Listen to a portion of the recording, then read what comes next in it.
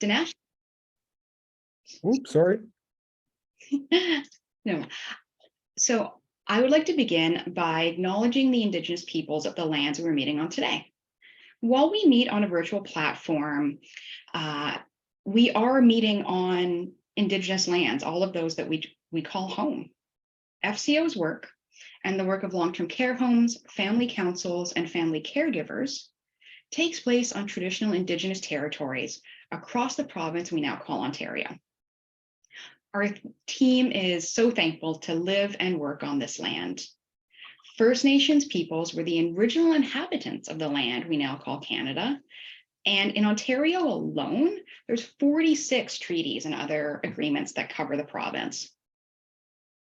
I'm coming to you today from Hamilton, and the city of Hamilton is situated upon the traditional territories of the Erie, Neutral, Huron-Wendat, Haudenosaunee, and Mississaugas.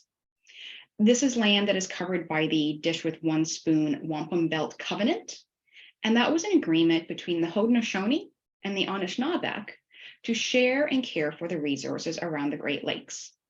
And it's an agreement that settlers and other nations have been invited to participate in. At FCO, we are appreciative of the First Nations, Métis, and Inuit people who have cared for these territories since time immemorial and who continue to contribute to the strength of long-term care homes and communities across the province. Acknowledging the land is an Indigenous protocol used to express gratitude to those who reside here and to honor the Indigenous people who have lived and worked on this land historically and presently. And it can also give us an opportunity to appreciate the unique role and relationship that each of us has with the land and our Indigenous communities. You can find more about the people, territories, and languages of the land on which you live, work, and care at a great website that's native-land.ca. And now it's my pleasure to welcome the chair of the Family Councils of Ontario Board of Directors to the stage, Catherine Pilkington. Catherine is the administrator of Glen Hill Terrace long-term care home. So she has firsthand knowledge of working in the sector. And she's also been a long time supporter of the work of FCO. I've known her for many years, and it was a great pleasure when she joined our board and when she stepped up to become our board chair. So I'm now going to welcome Catherine to the virtual stage to join me in opening remarks for today's session. So Catherine, over to you. Thank you very much, Sam. And thank you to all the delegates for your attendance today. We certainly have an exciting conference agenda, and the FCO board and staff are really pleased to have you here. So FCO's work and its support of effective family councils across Ontario has never been more important. In addition to significant challenges related to the pandemic, changes to the legislative and regulatory framework governing the sector, and a human health resource crisis, FCO's work has also been responsive to sector-specific challenges and the increased demand for long-term care. So for example, while there are approximately 626 long-term care homes in Ontario, there's almost 40,000 individuals on a wait list for long-term care. In fact, wait lists have nearly doubled in the last 10 years, and by 2029, we may see that wait list increase to about 48,000. In Ontario, 1 in 5 seniors over age 80 has complex needs that will require long-term care, and 3 out of 5 live with dementia and require high level of support from staff. And we know at FCO that individuals entering long-term care are more acute. In essence, they require higher levels of care. And while these trends represent long-term challenges, FCO, its staff, acknowledge that these trends also represent opportunities for the sector and for FCO itself. And so to this end, FCO staff have been nimble, responsive, and bold in their responses to these challenges. and to have used their collective expertise to support families and councils in improving the quality of life in long-term care. So I want to thank staff for this opportunity to come together, for their dedicated work to advance the goals of FCO and support effective councils across Ontario, and for the creation of a very fantastic conference. So specifically, thank you to Sam, Natasha, Tiffany, Kathleen, Leanne, Leah, and Dinesh. Let's all come together and be excited with new opportunities to learn and take things back to our own homes. Thank you very much. Back to you, Sam. Thanks so much, Catherine, for that wonderful introduction. We are so pleased that you were able to join us today. Now, Catherine spoke of the challenges, the trends, what's happening in the sector, and how together we can respond to it. And it's actually now my pleasure to bring to the stage someone who knows very much about those challenges, and specifically about how government is working to address the challenges in the healthcare sector. So MPP John Jordan will be bringing remarks from the Ontario government. Mr. Jordan currently serves as the Parliamentary Assistant to the Minister of Long-Term Care, thus knows of many of the challenges and trends in the sector. Throughout his career, John has provided leadership across multiple sectors. After a 16-year tenure with the Ontario Carleton Catholic School Board, John began a journey of more than 20 years in health services. Most notably, he served as the CEO of Community Health, working to meet the needs of marginalized residents and community members.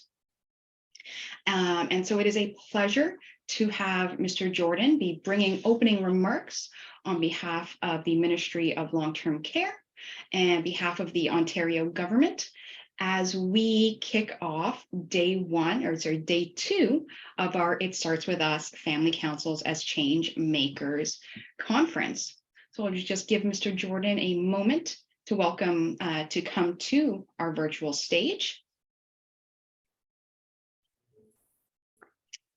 Over to you, Mr. Jordan.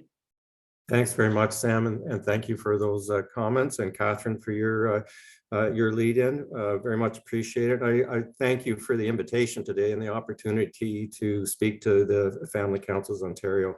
We're certainly grateful, and I say we, the government and the ministry is grateful for the work you do at Family Councils Ontario, and you're really leaders in this sector and have been an incredible partner for the government. Your voice is so important, the voice of the families and residents.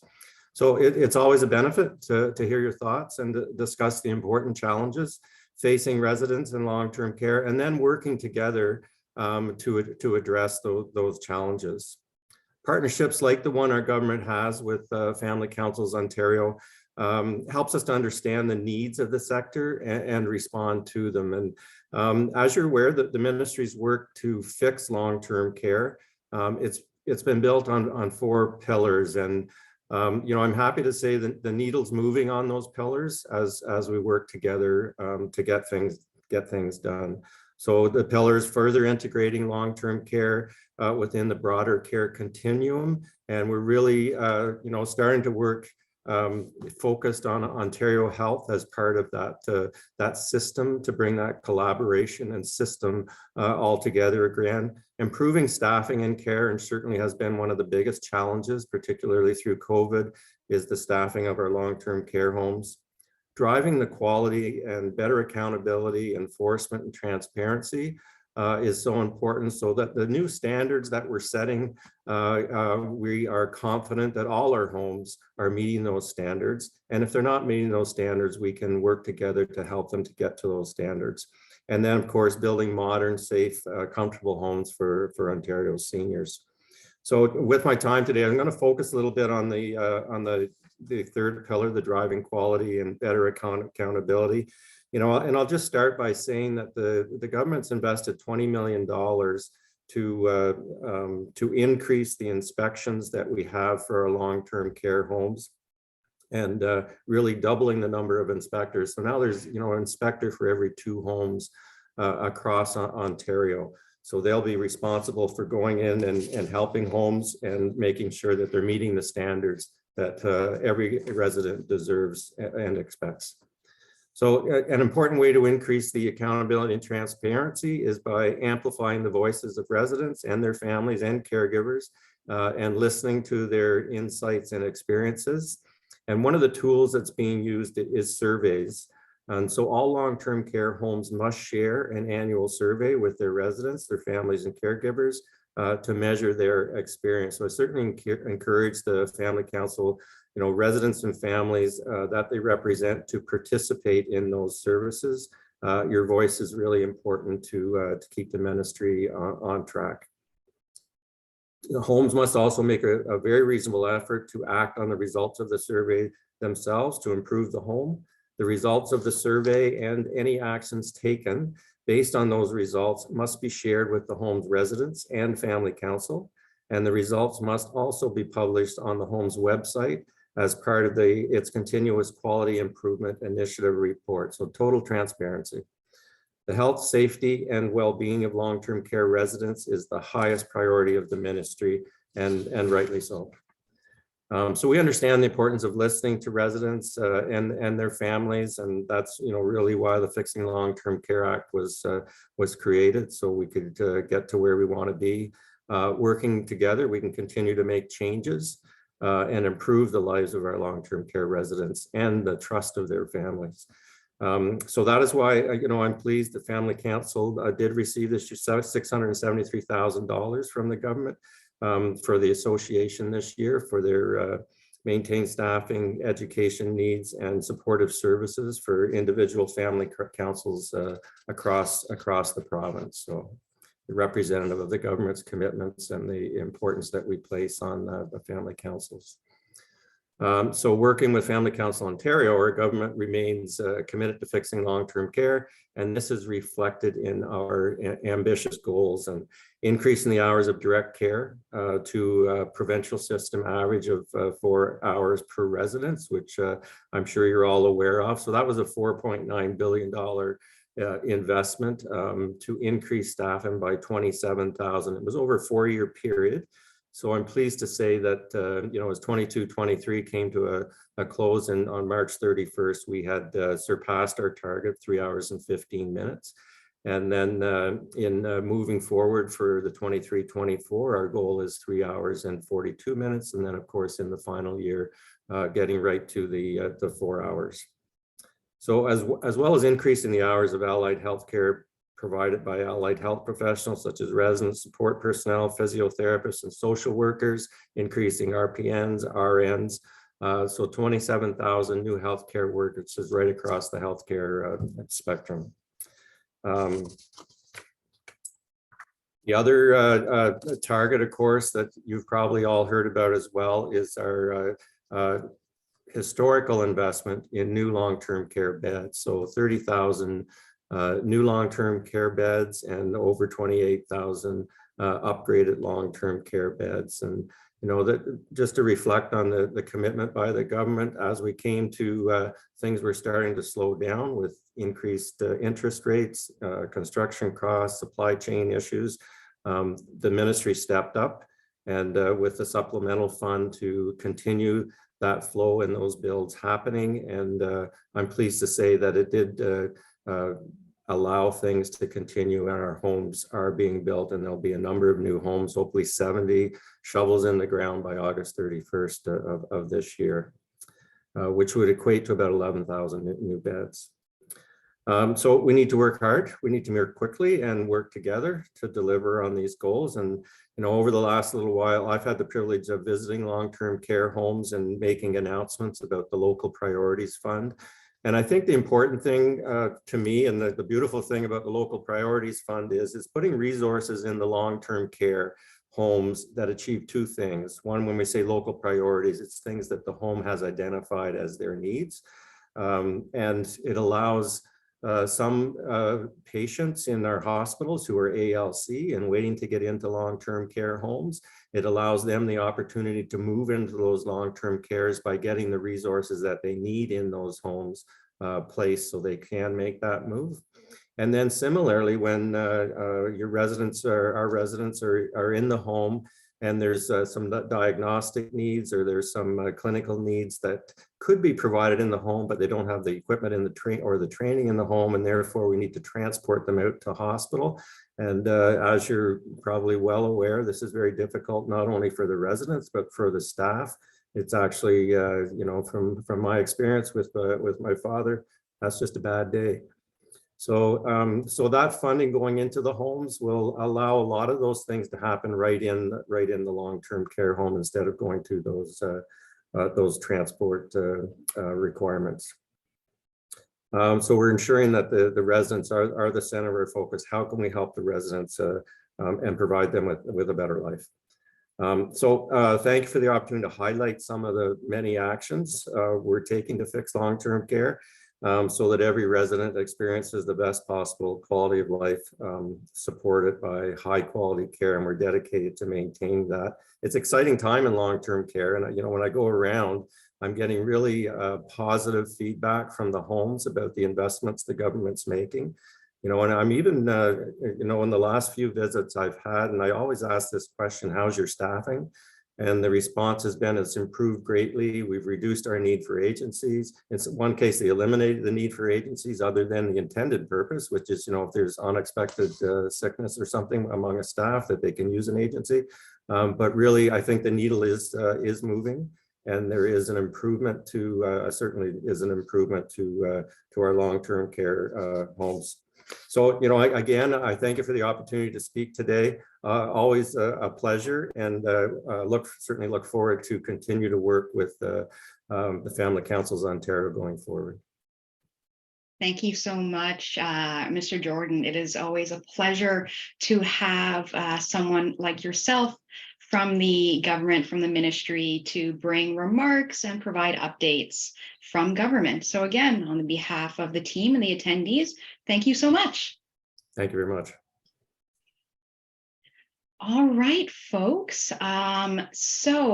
As we mentioned yesterday, one way to help make change is to reach out to government and elected officials. So MPP Jordan and the rest of the team are always looking forward to connecting with families. So now that you know more about government priorities, perhaps there's something you'd be interested in connecting with him on. And to build on that, we've come together in this virtual setting to really embark on, you know, the next step in a journey of knowledge exchange, collaboration, and creativity. The conference serves as a platform to explore how family councils create change in long-term care, to foster meaningful connections, and address the pressing challenges that shape the long-term care experience for residents, caregivers, council members, and home staff. In this age of constant transformation, where the long-term care sector is facing immense stress, but also finding creative solutions to problems, I feel we find ourselves at the precipice of limitless possibilities. So it's through forums like this that we can harness the power of our collective wisdom and creativity and envision a future with promise and potential. So over yesterday, today, tomorrow, we'll be immersed in an array of thought-provoking sessions and engaging discussions. Our esteemed lineup of speakers will share their expertise and real-world experiences, offering us invaluable insights in how together we can make change. In addition to the wealth of knowledge we'll acquire, let's not forget the significance of building networks and forging connections with like-minded individuals who share our passion for progress. So take advantage of the networking opportunities available during this conference, as they may lead to future collaborations, partnerships, and friendships that last beyond these days. Before we get to the next step on our journey of discovery, I'd like to express my heartfelt gratitude to our sponsors, organizers, volunteers, and supporters who've dedicated their time and resources to make this event possible. It's their commitment and enthusiasm that have made these 3 days a reality. Kathleen Edwards has led with a conference planning committee, really the work to pull this together, find speakers, organize panels, and more. Leah Cabral, our communications manager, along with her colleague Tae Young, have worked on all the wonderful comms materials. Leanne Polisi, who is helping with the French part of the announcements. Natasha Dupuis, who is helping out managing the feeds, making sure everything's going well. Tiffany Farron, who presented yesterday and who is hanging out in the chat with folks. Dinesh Ram is the man behind the screen who is managing many buttons at once to make it possible to flip between things. So Kathleen, Leanne, Leah, Natasha, Tiffany, Dinesh, Taeyong, this isn't possible without your help. So thank you. We have a couple sponsors for this event as well. Evoke Health is a sponsor, and Sienna Senior Living is sponsoring a session tomorrow. You can check out more about them in the exhibitors tab. So definitely take a look at their work. So let's seize this momentum occasion, united in our pursuit of positive change, and together let's shape a brighter future for the current and future long-term care residents, caregivers, and home staff. I hope that this conference will be a catalyst for transformative change, empowering us to turn ideas into action and drive our world toward a better tomorrow. So once again, welcome to the It Starts With Us Family Councils as Changemakers Conference. So let's embark on an extraordinary journey together. So welcome again. So pleased to have you here with us. The next step on our journey, on our agenda, is Professor Timothy Caulfield on misinformation. So what you're going to do is, if you're watching from the lobby, stay right where you are. If you clicked the join button to get here with us today, we're going to end this session. You're going to go back to the lobby or sessions or your itinerary and click the red join button to the right of where it says Timothy Caulfield, Infodemic, is misinformation killing us? As we are going to be getting started with that session in 1 to 2 minutes. So we're going to leave this room and journey to our next room together, and I'll see you there.